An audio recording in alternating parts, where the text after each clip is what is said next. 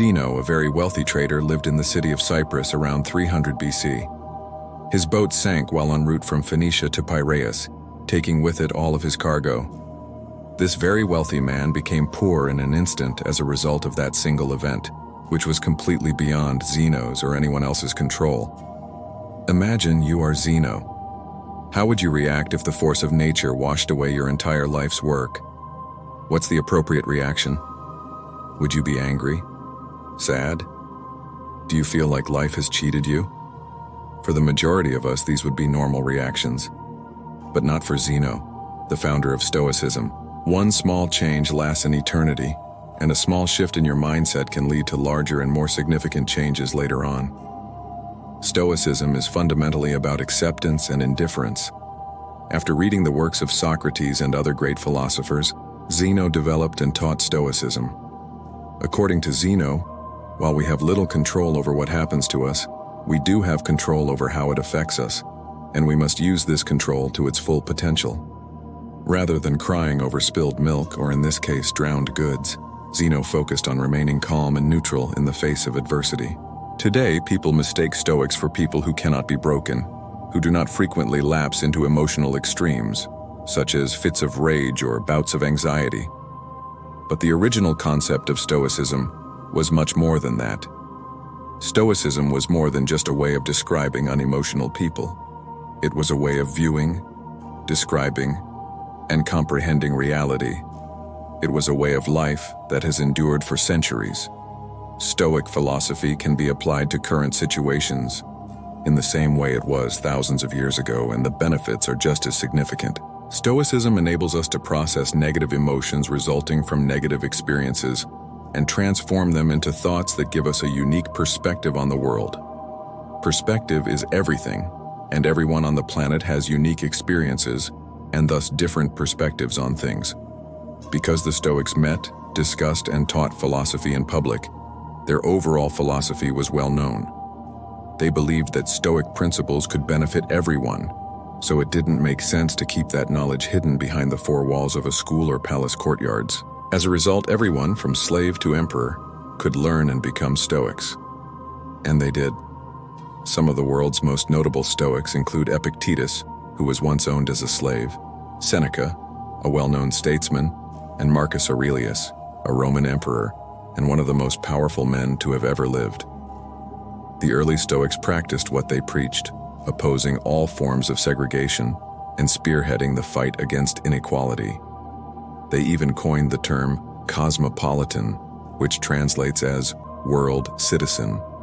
Because of their diversity, people now associate the term with cities such as New York, Toronto, Dubai, and London.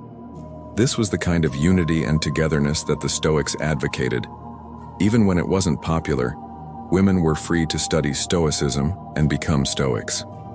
So why have so many people adopted Stoicism as a way of life? In a world full of unexpected turns of events, our emotions can get in the way of progress. In reality, we are sad not because bad things happen to us, but because bad things happen unexpectedly to us. Rain is good. It helps to water our plants, provides water for livestock, and maintains a cool and humid environment. However, it is never a good experience to be outside without an umbrella when a dark cloud appears. So why don't we cry when it starts to rain?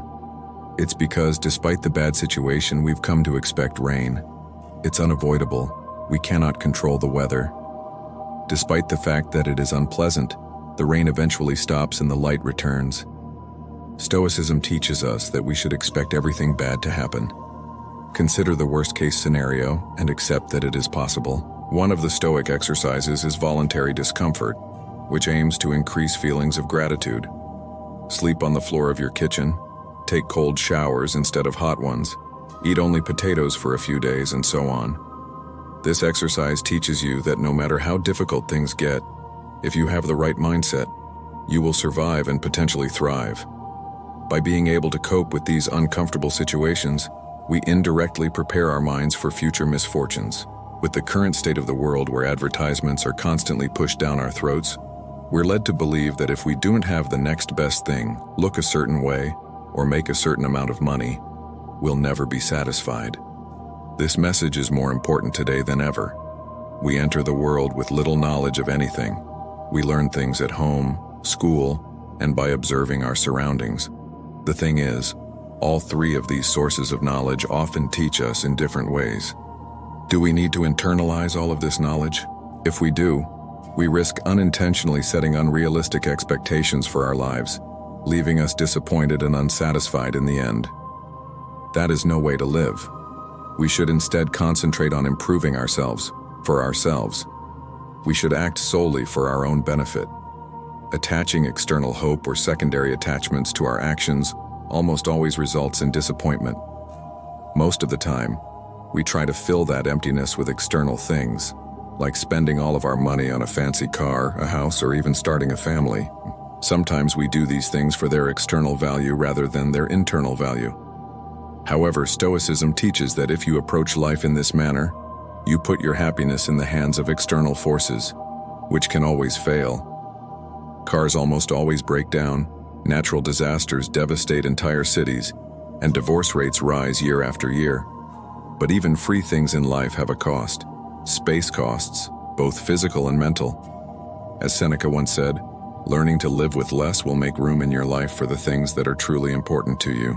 Instead, we must base our happiness on our intrinsic value as humans, not on anything we own or can physically acquire. We must choose to do our best to remain calm, no matter what life throws at us. Because regardless of what we want, we have no control over the majority of what happens to us, but we do have complete control over how we react to those events. That is the dichotomy of control, the most important principle in Stoic philosophy. Stoics teach that we must learn to distinguish what we can control from what we cannot. We must determine our value based on what we can control, rather than what we cannot. Striving for goals is a good trait, but giving up when they don't come true is pointless in the eyes of a Stoic. Making YouTube videos is, well, a lot easier than being a Roman emperor, but it can still be challenging at times. First, you must develop your idea, which takes forever. Then research that idea, scrap it because it stinks, start over, script the video, create the video, edit it, create the title, thumbnail, and everything else before clicking the upload button.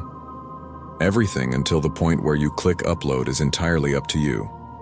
However, once you click the upload button, the power goes to the YouTube algorithm. Still, many people judge the success of their YouTube channel or Instagram account based on the number of views, subscribers, or followers, all of which are outside of your control. Stoics teach that you should instead judge the success of your work based on the amount of effort you put in, rather than the outcome of your external expectations. Trust in the process. Consider a person who has worked hard at their job for the past 6 months. He now believes he deserves a promotion, so he approaches his boss with his performance report. The boss thanks him, but does not give him the promotion, so he goes home thinking he must be bad at his job. He doesn't consider the possibility that the boss awoke angry, that someone else was more qualified at the time, or that the company was simply losing money and couldn't afford it. He doesn't know why, but he's still upset. If he had simply prioritized the quality of the performance report he submitted and continued doing what he was doing to earn the promotion he desired, he could have been much happier overall. With the proper perspective, his goal would not have been diminished, but rather postponed. It is critical to reframe your mindset. A true Stoic does not measure their success in terms of financial gain, but rather in the fact that they can live a comfortable life without all the things money can buy. These are the 4 primary virtues of Stoicism: wisdom, courage, temperance, and justice. Wisdom is the ability to distinguish between what is internal and what is external, as well as the ability to choose how we respond to events that occur to us. As Viktor Frankl stated, there is a space between stimulus and response, and that space represents our ability to choose our response. Courage consists of 2 words: persist and resist. I just use temperance, or moderation, to accomplish more with fewer words. While Jeff Bezos and Elon Musk compete for the top spot on Forbes' list, Stoics believe that the limit of wealth should be having what is necessary, followed by having what is sufficient. Justice is the most important of all virtues. It instructs that no one should cause harm to another because we were all created to do good to one another. not to ourselves. Nelson Mandela was one of the most well-known African leaders in the world. While fighting apartheid, he was sentenced to life imprisonment, which he served for 27 years before being released. When he was released from prison, he was elected president of South Africa, and many people expected him to brutally punish anyone associated with apartheid or his imprisonment, but he did not. During his time in prison, Mandela read Marcus Aurelius's works and learned many of the core Stoic values, which he applied throughout his life. Instead of calling for the heads of the wrongdoers, Nelson Mandela urged his people to do the opposite: relax and rebuild. He emphasized that the past was no longer under their control, and that the only thing they could do was find a way to move forward and create a better nation. This is the way of the Stoic. Stoicism is central to modern medicine, with procedures such as rational emotive behavioral therapy and logotherapy. REBT helps patients identify negative thought patterns that may be causing emotional and behavioral problems. It allows you to use logic to challenge the reasoning behind all of these negative thoughts, and once you realize how many of them are false, you can replace them with more productive and healthy beliefs. Logotherapy, on the other hand, is based on the Stoic belief that humans are motivated by purpose. Even in the darkest of circumstances, we can fill our lives with meaning and happiness by simply determining what our purpose is. As many of us know, this is easier said than done. It is a process, just like everything else.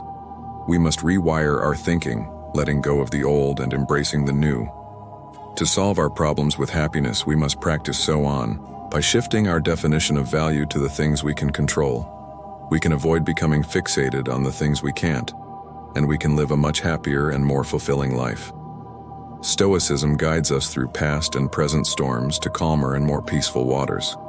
And if our ship sinks and we all drown, we can be at peace knowing that we lived a good life, albeit not for as long as we had hoped. Because remember, everything comes to an end.